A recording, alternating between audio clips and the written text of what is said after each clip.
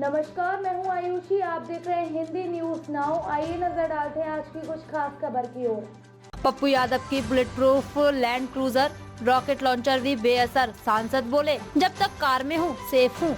पूर्णिया सांसद पप्पू यादव को gangster Lawrence Bishnoi gang से मिल रही लगातार धमकियों के बीच उनके करीबी दोस्त प्रकाश ने सुरक्षा के लिए बुलेट प्रूफ लैंड क्रूजर गाड़ी गिफ्ट की है। सोमवार देर रात यह गाड़ी उनके पूर्णिया स्थित अर्जुन भवन कार्यालय पहुंची। मंगलवार को पप्पू यादव इस हाई सिक्योरिटी गाड़ी से सफर करते नजर आए। सांसद पप्पू यादव ने कहा, यह गाड़ी पूरी तरह से बुलेट प्रूफ है। रॉकेट लॉन्चर से भी हमला हो तो इसका कोई असर नहीं होगा। जब तक मैं इस गाड़ी में हूँ पूरी तरह सुरक्षित हूँ।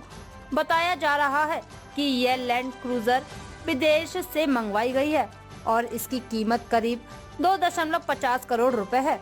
पप्पू यादव को अब तक 20 बार जान से मारने की धमकियां मिल चुकी हैं। 20 नवंबर को अर्जुन भवन की सुरक्षा कड़ी कर दी गई है। भवन में सिक्योरिटी चेकिंग मशीनें लगाई गई हैं, जिससे कोई भी हथियार लेकर भीतर न जा सके।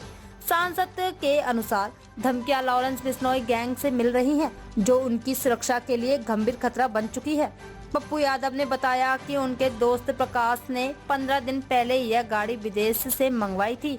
उन्होंने इसे उनकी सुरक्षा को ध्यान में रखते हुए गिफ्ट किया है। इस कदम से सांसद की सुरक्षा अब और पुख्ता मानी जा रही है। लगातार धमकियों के बावजूद पप्पू यादव अपने सामाजिक कार्यों और राजनीतिक में सक्रिय हैं। उन्होंने कहा कि उनकी सुरक्षा से ज्यादा उनकी जिम्मेदारी महत्वपूर्ण है, लेकिन उनके दोस्त ने इस गाड़ी के जरिए एक बड़ा सहयोग किया है। ये लैंड क्रूजर है कि क्या, किसी दोस्त ने हमको बुलेट प्रूफ कहीं विदेश से लाया, मेरे लिए कल ला करके दे दिया। सुरक्षा मानव कोई अब उसने दिया तो सुरक्षा की दृष्टि से ही दिया होगा।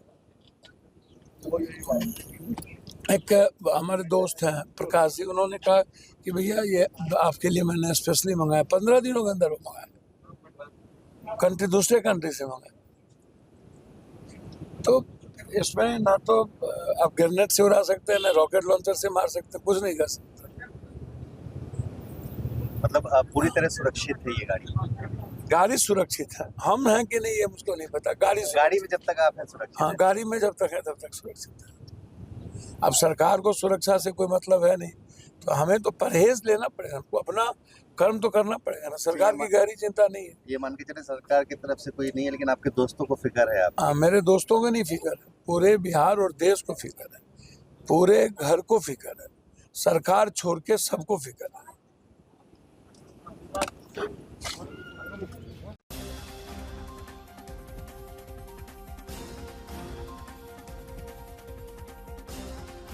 गाजीपुर रोड के 5.5 किलोमीटर लंबे स्ट्रेच को डिंगजेस्ट करने के लिए जो आनंद विहार से दिलशाद गार्डन के बीच 1.7 किलोमीटर लंबा फ्लाईओवर बनाया गया है, उससे पीडब्ल्यूडी को ट्रैफिक को दो विकल्पों में से किसी एक को अपनाने का सामना करना पड़ रहा है। या तो ट्रैफिक को पेड़ों के बीच से ही चलाना होगा या फिर एक लेन बंद करना होगा। इस मामले में हाईकोर्ट ने फ्लाईओवर से 3 बड़े पेड़ों को हटाने की अनुमति देने से साफ मना कर दिया है। कोर्ट ने फॉरेस्ट डिपार्टमेंट के कामकाज पर भी सवाल उठाते हुए यह पूछा कि क्या विभाग के अधिकारियों को यह जानकारी नहीं थी कि यह क्षेत्र मान्यता प्राप्त वन क्षेत्र है। अगर उन्हें यह जानकारी थी तो पीडब्ल्यूडी को इस क्षेत्र में फ्लाईओवर निर्माण की अनुमति कैसे दी गई। आनंद विहार में अप्सरा बॉर्डर तक गाजीपुर रोड के रोड नंबर 56 के करीब 5.5 किलोमीटर लंबे स्ट्रेच के बीच स्थित रामप्रस्था श्रेष्ठ विहार के पास रघुनाथ मंदिर और विवेक विहार जंक्शन को सिग्नल फ्री बनाने के लिए 1.7 किलोमीटर लंबा फ्लाईओवर बनाने का प्लान तैयार किया गया था। फ्लाईओवर का निर्माण कार्य सितंबर 2022 में 257 करोड़ रुपए की लागत से शुरू हुआ था और इस साल जुलाई में इसका काम पूरा हो गया था, लेकिन 4 महीने बाद भी फ्लाईओवर पर ट्रैफिक संचालन आधिकारिक रूप से शुरू नहीं हो पाया है। इसका कारण यह है कि दिलशाद गार्डन की ओर फ्लाईओवर से उतरने वाले रैंप के बीच 3 पेड़ खड़े, इनमें से एक पेड़ तो डिवाइडर के पास और कैरिजवे के बीच में स्थित है। इसके चलते आनंद विहार से दिलशाद गार्डन की ओर जाने वाले ट्रैफिक को फ्लाईओवर पर पेड़ के कारण अवरोध का सामना करना पड़ रहा है। पीडब्ल्यूडी के इन 3 पेड़ों को हटाने के लिए फॉरेस्ट डिपार्टमेंट से कई साल पहले अनुमति मांगी थी, लेकिन विभाग ने अनुमति नहीं दी। अब फ्लाईओवर का काम पूरा होने के बाद फॉरेस्ट विभाग के अधिकारियों ने हाईकोर्ट में एक याचिका दायर की, जिसमें पेड़ों को हटाने की अनुमति मांगी गई थी ताकि विभाग के अधिकारियों पर कोई आरोप न लगे। इस मामले की सुनवाई के दौरान कोर्ट ने वन विभाग के कामकाज पर सवाल उठाया और पूछा कि क्या वन विभाग को यह नहीं पता था कि यह क्षेत्र एक मान्यता प्राप्त वन क्षेत्र है? अगर यह जानकारी थी तो इस क्षेत्र में फ्लाईओवर निर्माण कैसे संभव हुआ? ताज़ा खबरों से जुड़े रहने के लिए हमारे चैनल को सब्सक्राइब करें और बेल आइकन को दबाना ना भूलें ताकि हर खबर की नोटिफिकेशन आपको मिलती रहे।